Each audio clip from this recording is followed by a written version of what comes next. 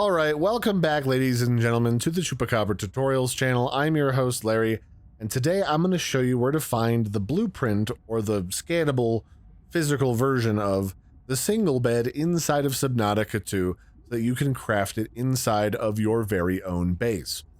So this is located in mostly Pioneer hidden like bases in and around the map, and you need 2 fragment scans in order to get this so that you can build it yourself. So the first location, and we're going to be starting by the Lifepod, is going to be to the northeast east, and we're looking for this gigundo piece of debris here, right here. And off to the side here is going to be this cavern that has a water vortex that sucks us straight down. Go ahead and get sucked down in the vortex, and then we're going to want to head past this platform here and follow this light off to the right that leads inside of this cave. This leads us to one of the Pioneer bases that's hidden down here, also known as like one of these settler bunkers. So inside of this bunker, there's a whole bunch of goodies, really. There's some boxes you can look in. There's, I guess you can't scan this stuff on the wall, but you can scan this stool. You need like 1 scan to get the stool. You can scan this bio bed. There's a trash can fragment that you can get on the ground. You only need 1 of those. And then back here in the corner is the scan, I should say, for the single bed. And while this only requires 2 fragments, actually here, let me show you the coordinate for this location as well. There are people who prefer to navigate via coordinate.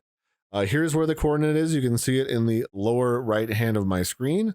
So if you need that, you can pause this now, take a look at that, and use whatever map you prefer in order to find this. So after that, this does require only two scan fragments in order to fully unlock it, but because this is currently in early access, and I know it's a little bit buggy, I'm going to show you where to get 3 of them. So we're just going to go to the north to get out of this cave system, and then we're going to swing back the Lifepod. So for this next location, we're going to be going straight to the southeast from the Lifepod. And we're looking to go to the south, basically, of this Welcome Center building here that's like directly to the south of the Lifepod. And here, inside this area with all these crazy tall spires of coral, we're going to find the coral that's in the very middle of this area, the very biggest coral on this hill, with a giant hole in the middle of it. And inside of here is going to be another one of those Pioneer bases / bunkers. The coordinates are on my screen right now. This one's literally just down south inside of the sulfur area, but it's always helpful for coordinates if that's how you prefer to navigate. So as we go down inside of here, this one also has a single bed right here, along with a black box for chap. And you can give that bad boy a scan. You can also scan this big chunk of the bioreactor. There's a shelf here if you need it for the floor locker. And then what else do they got? They got another stool location.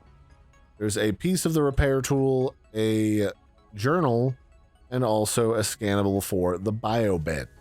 So there's all kinds of stuff in here, so make sure you grab all of it so that you have these in case you need them later. Alright, now that we're back here at the Lifepod, now we're going to be heading to the southwest of the Lifepod. This is what's going to take us to an area known as the Coral Dome. This is a great location to find more scannable stuff in general. And it's going to follow along this giant hole that we came out of when we first started the game in our Lifepod. And to the southwest, I guess it's kind of also to the west a bit, is this big coral dome. Underneath of it, you'll find some more scannable stuff and another journal and stuff. But over here, what we're looking for is actually along this edge leading into that hole, and you want this little spire here that's really close to the coral dome. And then below it, you will find this Pioneer bunker. And for the coordinates of this base, just before I leave off this episode, here it is on my screen right now, so you can see where this last bunker is.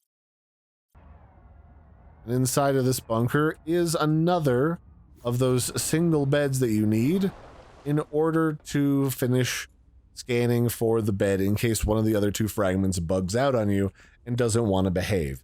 You can also scan the floor locker. There is a piece of the tadpole here on the wall. There's going to be a lab chair you can scan, a rebreather, a power storage module on the wall, and the S shelf. This place is full of all kinds of goodies. So with that in mind, that's basically all you need in order to finish unlocking stuff for the bed. And now you can sleep, which has the added benefit of letting you pause your hunger and thirst meter, which is really useful in multiplayer. And then that's it. I've been your host, Larry. This has been a brief look at how to get the bed unlocked for the single bed inside of Subnautica 2. And I'll catch you next time. Bye, everybody, and have a good one.